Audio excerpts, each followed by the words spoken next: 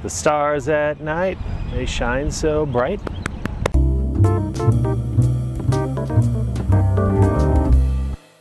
Hi everybody, Jeremy here, coming to you from San Angelo, Texas, and I'm at the DFW airport. I realize that it's been over a month since I've shot an episode, and so hopefully I'll get back to doing these things on a semi-weekly basis. The camera's probably going to do a little bit of this because I bought one of those GorillaPod tripods, and it's hooked up to a tree about as big as my two fingers, so it's going to maybe sway a little bit. So yeah, so I'm in San Angelo, Texas today. I was asked to come down here and give a keynote speech to the AAF chapter down here. I gave my presentation from cowboy to astronaut, and it is designed and is more for a college-based audience, and this audience definitely skewed older than college. And so, you know, my section of the presentation where I give advice and the things that I've learned in my career and that kind of stuff, not exactly sure how relevant that was, but anyways, I think it went pretty well. The thing that I found was kind of interesting was the part of the presentation that I gave talking about trends and technologies in advertising. And of course, you know, I go through the whole gamut of mobile advertising and Twitter and Facebook and all those kinds of things. And you know, I guess I tend to take for granted how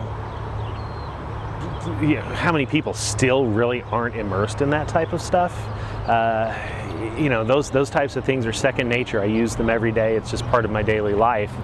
For instance, I decided that I was going to have a hashtag at the beginning, or I had a hashtag at the beginning of my presentation where I said, you know, if you want to participate in the back channel during the presentation, you can hashtag FCTA during the presentation. Well, I don't think that there were enough people who actually were on Twitter or actually actively used Twitter to really have any sort of dialogue. So as an experiment there, it was kind of a no-go. I won't say it failed because it really never started.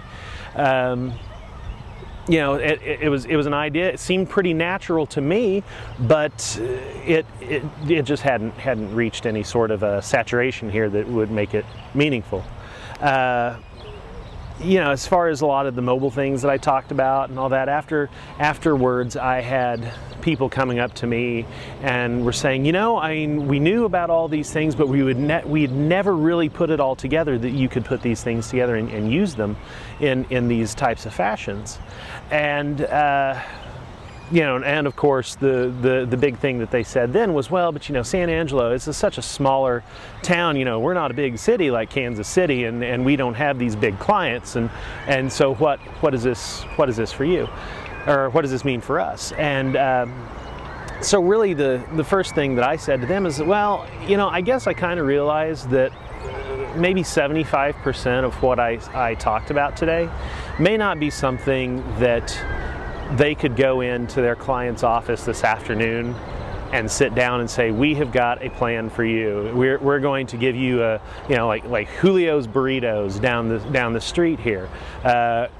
Probably is not going to benefit from a social media plan today. May not ever benefit from a social media platform.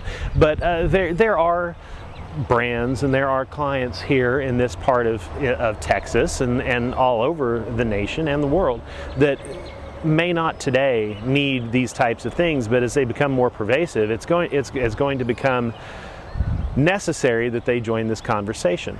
So yeah, I think it was good. So it at least gave them something to think about. Another interesting thing that kind of came out of today was one of my slides in my presentation. I talk about Kaizen, which is a Japanese word which roughly means continuous improvement in English. And my point is, it's during my advice portion for college students that I don't necessarily know flew over so well. But it talks about always really trying to continuously improve an idea, not resting on your laurels. You know, going back to Berkeley's philosophy, every idea has an expiration date. And the way you keep these things from expiring is continuously improving ideas, continuously finding new ideas. And so I was talking about that. So something interesting that I learned was yesterday when I was traveling into DFW, there was a college guy, and he was flying in to try to become an intern for American Airlines, and he was really very passionate about his, you know, his flying and just airlines and airplanes, and we talked about the planes that we were on, and it was, you know, it was all very cool. And like during the flight, I was watching Dig Nation on my iPhone, and he kind of, you know, nudges me and points out the window, and he shows me like this jet that's like a half mile away because the plane is starting to kind of do a thing like this in the middle of the whole deal. And he was showing me that, you know, that we were trying to get out of their jet wash, and I would have never noticed that this cool, you know, this plane was like in a perpendicular path up above us about a half mile away.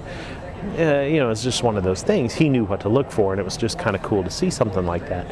But the interesting thing was when we landed and we were taxiing down the runway, he kind of nudges me again, and he said, "Hey, have you ever noticed the winglets that are on the airplanes these days?" And I was like, "Yeah, you know what? I have. Over the past couple of years, I've noticed these things." And he says, "Do you realize that those winglets have saved the airlines millions and millions of dollars?" I'm like, "No, that was something I didn't know." You know, which it was kind of an interesting piece of trivia, because that's not something that I would normally look for in the first place. You know, or try to find that type of trivia. But he was like, "Yeah, you know, the thing of it is it costs about $300,000 to $400,000 to retrofit a plane with these winglets, but that, you know, $300,000 to $400,000 investment saves so much fuel, because the thing of it is with aerodynamic, sorry, I've been drinking, as the air flows over the wings, the air wants to kind of flow over the wingtips in this direction. And so if you add these winglets, the air can't flow over the wingtips, therefore reducing drag, therefore reducing fuel consumption, therefore reducing the cost of fuel." And so this $300,000 to $400,000 investment for each plane to put these winglets on is saving millions and millions of dollars for all these airlines.